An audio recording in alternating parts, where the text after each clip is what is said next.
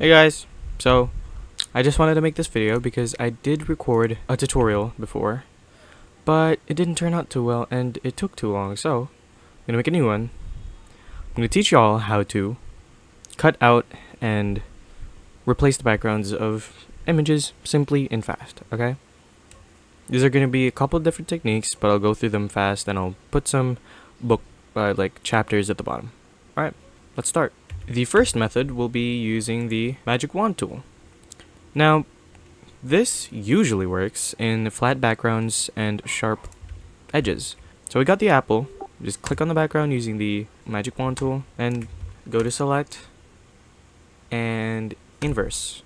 So now you'll be able to press Ctrl X to cut it and then paste it in your new project.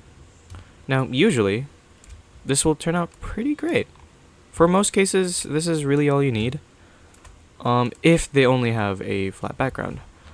Of course, there'll be some stuff at the edges, and if you're okay with that, you can skip to this. But if you still want to fix that, continue watching. So that's how you do it. I'm just doing this without a script because I just think it's cool. So instead of copying it, what you can do is press this thing at the bottom here, and that'll make a mask so I can put any color background. And you can use this, right? That's cool, but I want to get rid of the white stuff. So what you can do is double click on this, and then you can edit it. So you can shift edge to make it a bit closer. Okay, not too much. You can feather it to make it, to blur it a little bit. Shift edge. You can already see that it's sort of making it softer. Now, if you want more detail, you can get the smudge tool, and you can just lightly do that. Now, I recommend this more, because it's all up to your mouse. Okay, I didn't do that one well. Oops. And you can just continue doing this for until it looks good to you. Alright, on to the next one. We'll be using the magnetic lasso tool. Now, the case where you'd use this kind of depends on you, but it usually is useful for when you have a differently colored background, but there is a very clear sharp edge that you can select. So what you do is get the magnetic lasso tool and just click once, and it'll automatically grapple and snap to any edge that it sees. You can also click to make any points that you need to add a bit more detail. You can just continue using this throughout the whole selection.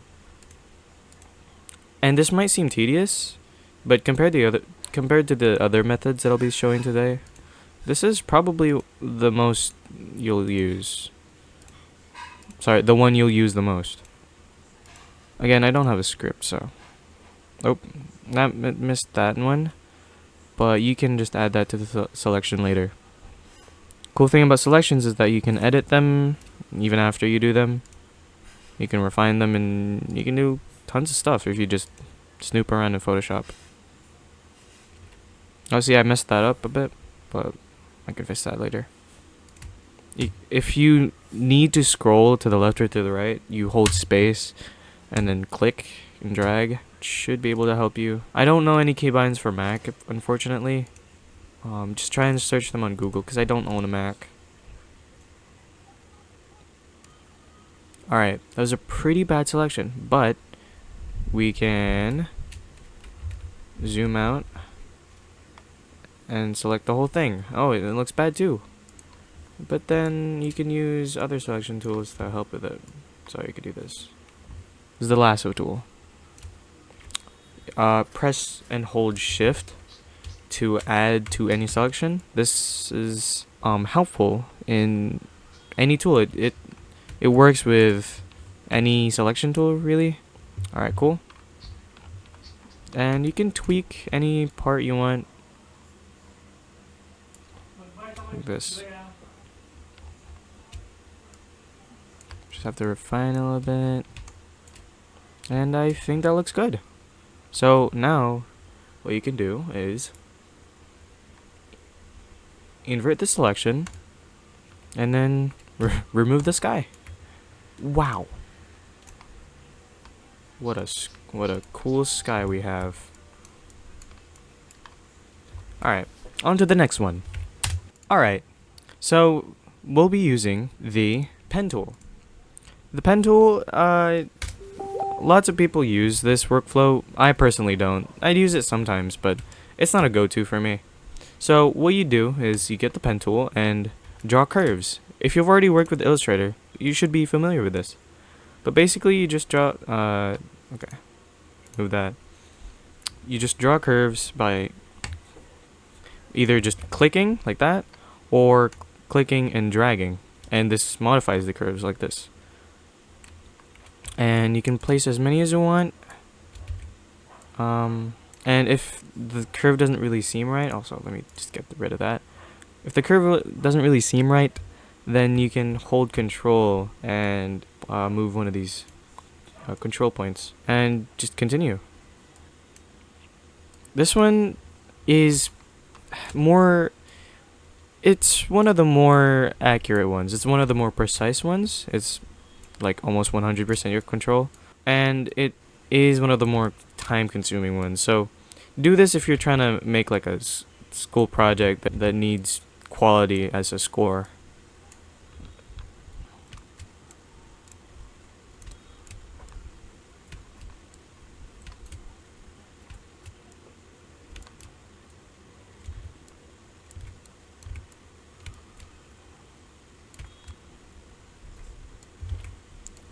In most cases, I'd recommend, and even other people that use this workflow, recommend that you put like at least a 2 pixel gap, or a 2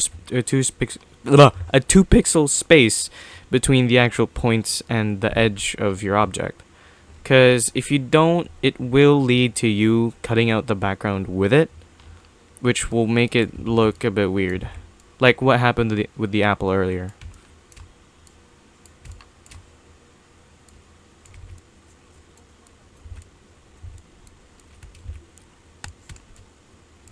In situations where it makes a sharp corner, you just have to click to make a sharp corner like this, and clicking and dragging makes a curve.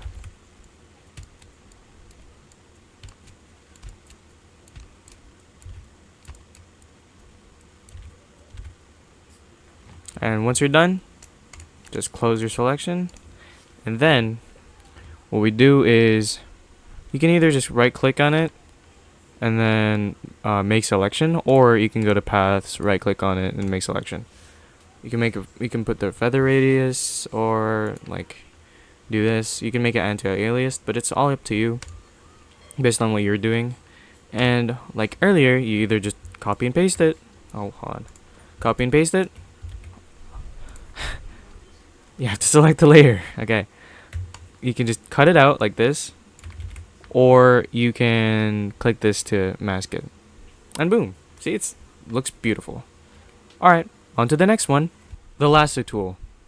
Probably the most versatile out of all of them, because this one is all by hand, and it's all up to you how you'll do things.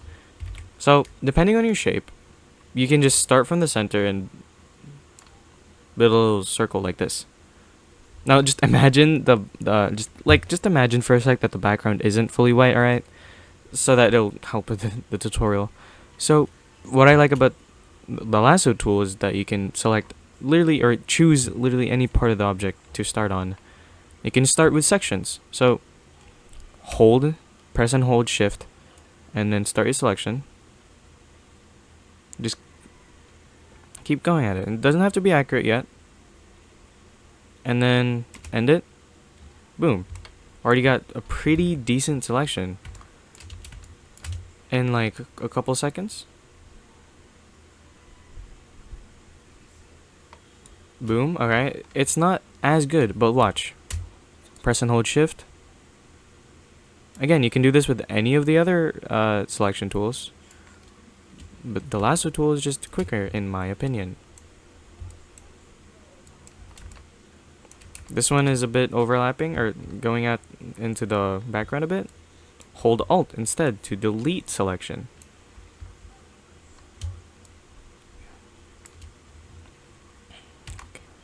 Okay, I'm gonna add this part.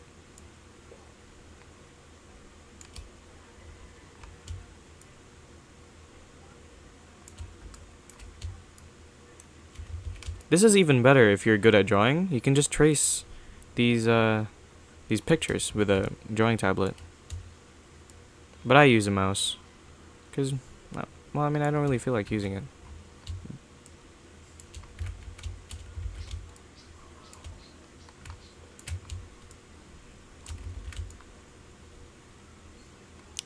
Remember, you can still undo and redo as much as you want. So even if you make mistakes, you still have the undo button.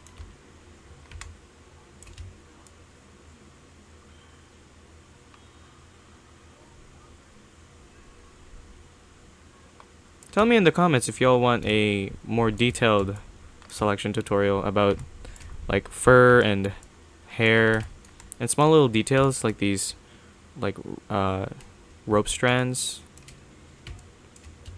Y'all should let me know in the comments.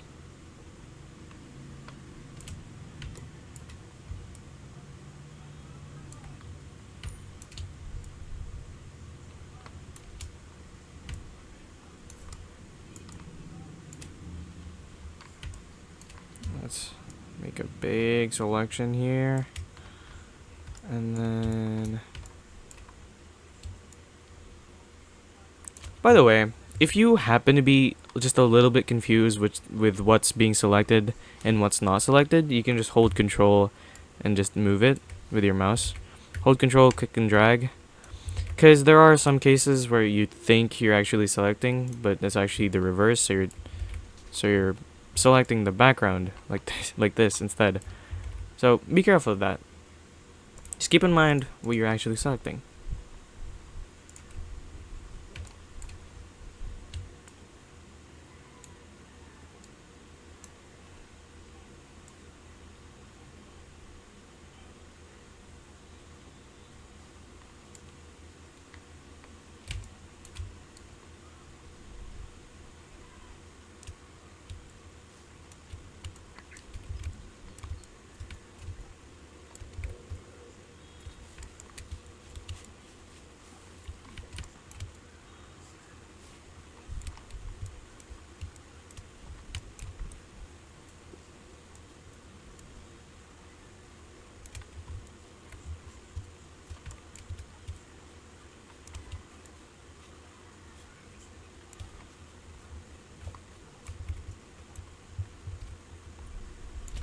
You can also use the control click and drag thing to check if what areas are left out a bit too much, so that you can include them like this.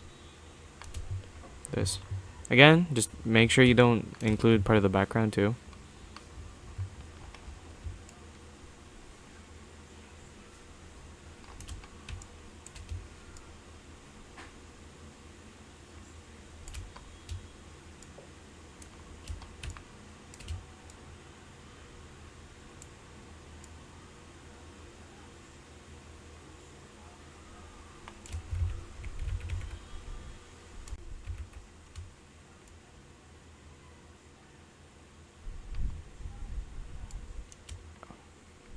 Again, when using this workflow, I suggest that you make big selections that don't have too much detail in the actual object themselves, so that it'll save you a bit more time. Just a bit more time. It's not like a life-saving thing. It's just so that you won't have to do any more extra stuff. It's just already there for you. Okay.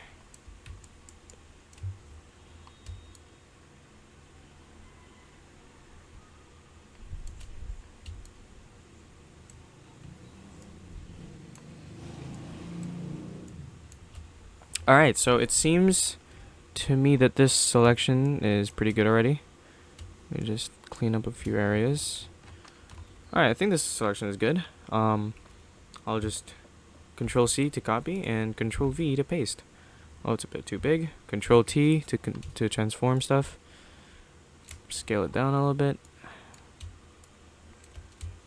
Put it right here. Okay. Press the check button to finalize it. Seems okay to me. So I'll just put a black and white filter. Put it a bit darker.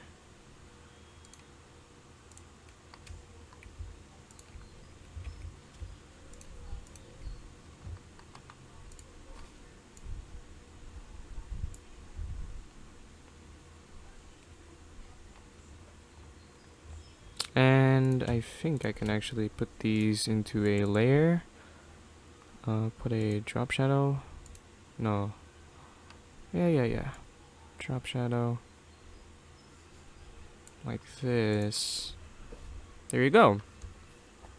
So I hope you all enjoyed my tutorial today on how to select with a few using a few different techniques. You can use this for basically any situation, but most of them work really well with just object selections instead of like your whole scene. But you can do that. It's all up to you. I just want to teach you the skills so that you can do your edits yourself.